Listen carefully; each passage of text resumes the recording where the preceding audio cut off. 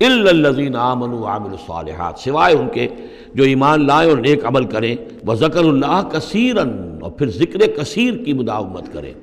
صرف یہ کہ ایمان لا کر اور وہ جو ہے صرف ایسے ہی نام کے مومن نہ ہو، بلکہ یہ کہ عمل صالح بھی ہو اور ذکر کثیر بھی ہو، تو پھر ایسا شاعر بھی یقیناً پھر بہت اچھا ہوگا، اور اس سے یہ ہے کہ بہت سا خیر وجود میں آئے گا۔ جیسے حضرت حسان ابن ثابت تھے، صحابی تھے حضور کے رضی اللہ تعالیٰ عنہ، اور وہاں چونکہ عرب میں اس وقت رواج تھا، یہ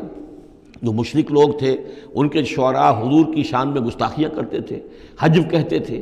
اور وہاں کے اس رواج کے مطابق پھر ضرورت پیش آئی کہ ان کے حجب کا جواب دیا جائے، تو پھر حضرت حسان ابن ثابت نے یہ فریضہ نام دیا۔ دربار نبوی کے وہ شاعر تھے، اور یوں سمجھیے کہ سب سے پہلے نعت کہنے والے حضرت حسان ہیں رضی اللہ تعالی عنہ۔ لیکن یہ کہ بہرحال ان کا معاملہ جو ہے استثناء کے اندر آ جائے گا، اگرچہ ایک اعتبار سے ان کا معاملہ بھی مستثنیٰ نہیں ہے، وہ بھی میدان کے مرد نہیں تھے، وہ بہادر نہیں تھے۔ چنانچہ یہاں تک ہوا ہے کہ غزوہ احزاب میں جہاں حضور نے ایک بڑے مکان کے اندر خواتین کو جمع کر دیا تھا،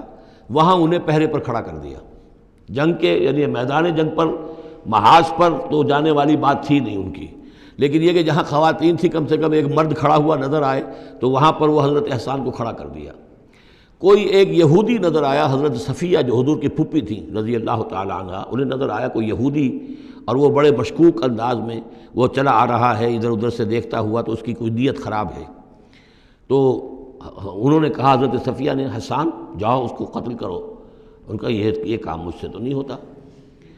تو وہ خود اتری اس مکان سے، ایک لاٹھی کوئی ہاتھ میں لی لکڑی، اور اس باری اس شخص کے، اس کو قتل کیا۔ پھر اس سے کہا کہ حسان جا کر اس کے جو ہتھیار تھے وہ تو لے لو۔ تو کہا مجھے ان سے کوئی غرض ہی نہیں، مجھے ضرورت نہیں ان کی۔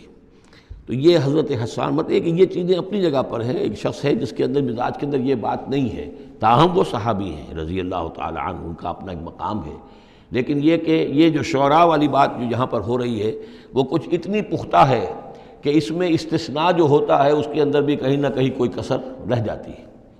وَالشُّعَرَاءُ يَتَّبِعُهُمُ الْغَاوُونَ أَلَمْ تَرَ أَنَّهُمْ فِي كُلِّ وَادٍ يَهِيمُونَ وَأَنَّهُمْ يَقُولُونَ مَا لَا يَفْعَلُونَ إِلَّا الَّذِينَ آمَنُوا وَعَمِلُوا الصَّالِحَاتِ وَذَكَرُوا اللَّهَ كَثِيرًا وَانتَصَرُوا مِن بَعْدِ مَا ظُلِمُوا، اور وہ بدلہ لیں اس کے بعد کہ ان پر ظلم کیا گیا ہو، یعنی حجب کہی گئی ہے